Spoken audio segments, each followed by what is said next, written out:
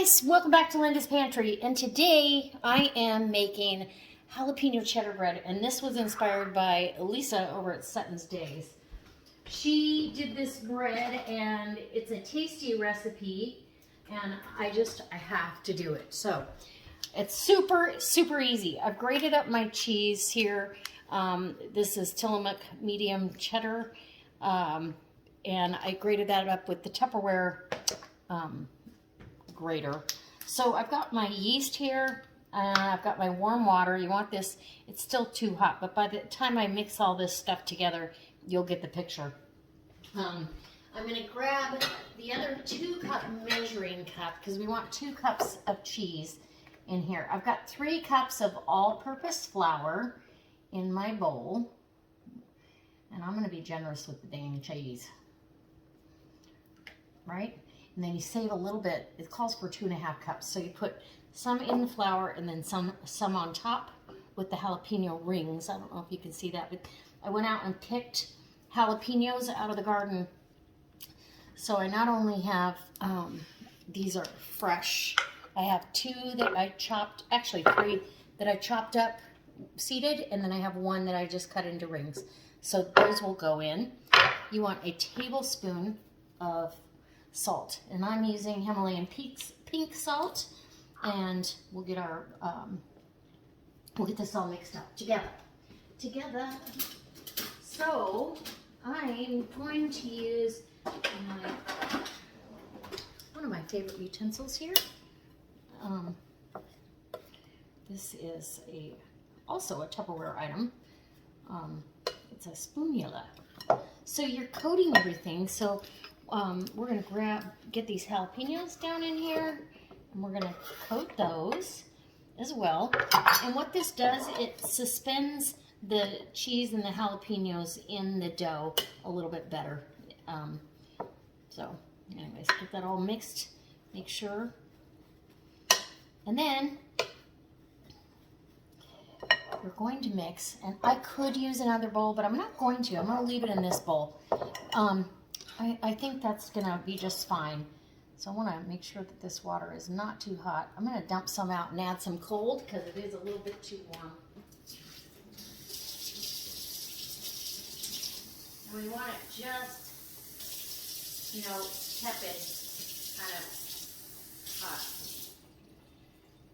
Like body heat hot. Okay, so in there, I'm going to go ahead with a teaspoon. It's 2 teaspoons of 2 1/4. There you go. That's about right. And get in there and mix that. And you're just going to let this yeast bloom. Now, I keep my yeast in the freezer to keep it fresh, and it keeps it fresh for years. So I probably have enough yeast in my freezer to probably to be very active, and yeah, I probably have enough for the rest of my life, without a doubt, for a very long time. So, okay, so we're gonna get this off your fingers. We're gonna get this, let the yeast bloom, and then we'll add it to our mixture. Yum. We're also gonna need a tablespoon. Okay, hold on. We're going to need a tablespoon of olive oil. So I'm going to go ahead. And this is a garlic olive oil. I thought that it would be really good. That's not what it calls for, but that's what I'm using. So I'm going to put that right into our mixture over here. And a little extra dab won't hurt a thing. That is really good olive oil. Yum. Okay. Now we wait. I'll be back. Okay, so our yeast has bloomed. We're going to go ahead and pour that into our bowl, and you're just going to mix it with the spoonula or spatula, whatever you've got, to make that happen. And that's how easy this is. You're just going to fold it all in. Get it going. And you've got kind of a sticky dough for sure. And it takes a few minutes for the flour to absorb it all, but wow, I'm excited. This will be good, good bread. All right, so I'm gonna get this all mixed up, and then I'm gonna, right in the same bowl, I'm gonna leave it, go ahead, it's a shaggy, see, got kind of a shaggy dough here. I'm gonna put a towel over it and let it rise. And we'll let it rise until we've just about doubled, at least an hour, and then we'll come back and we'll get it into our Dutch oven, where we're gonna let that rise again, and then we'll bake it off. And oh my gosh, super exciting. Okay, look at all those jalapenos in there. And you want to chop your jalapenos in there kind of a coarse chop, because, well, you just do. Okay, we're going to leave this sit just like that. Shaggy dough, leave it go. Okay, and I'll be back when I'm ready to. Okay, so the bread has been, oh, look at that. Oh my gosh, I'm super excited. So you're gonna, again, knock that down, and that's gonna deflate everything. You're gonna deflate. It smells yeasty, and it's, you know, it's got that, it's a shaggy dough, so, but, oh my gosh, I'm so excited for this. And then you literally turn that out. Now I've lined my oh gosh, this might be too much dough for this. We're gonna see. I've lined my, oh, maybe not. Well, maybe when it, yeah, when it rises up, it's probably gonna be a little bit too much. So I'll tell you what I'm gonna do, because I really want this to come out. I'm going to take some of that back out, and I'm going to let that rise in, I'll get a little loaf pan of some sort, and because I'm going to need room for this to rise in here, but maybe I'll make a little focaccia.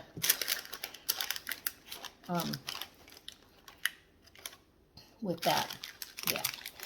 That's what I'll do. Okay. So, you're gonna,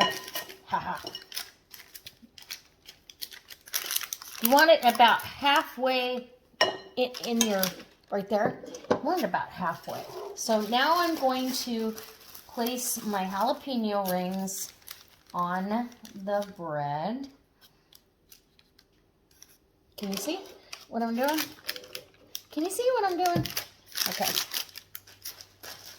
Jalapeno rings on top. That'll tell everybody what it is, and oh yum. And these are the spicy. Let's do one more. Oh my goodness. Okay, beautiful. And then a little bit of cheese, a little bit more cheese on top, and we're just gonna let it do its thing and rise. Okay. And you don't want to rush this. So about a half a cup maybe is what the recipe calls for, but because I pulled some of that dough out, and I'm going to do a little bit of focaccia. It's going to be delicious. All right.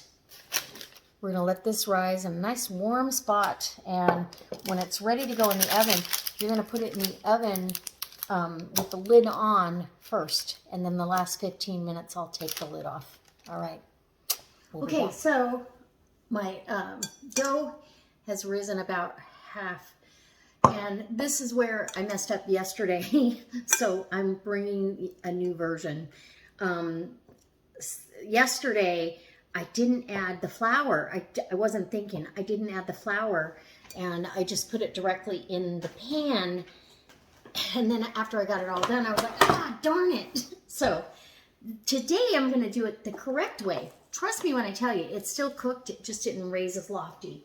So we're going to grab our Dutch oven, and I'm going to put parchment, not saran, parchment down, and it's gonna be fantastic. So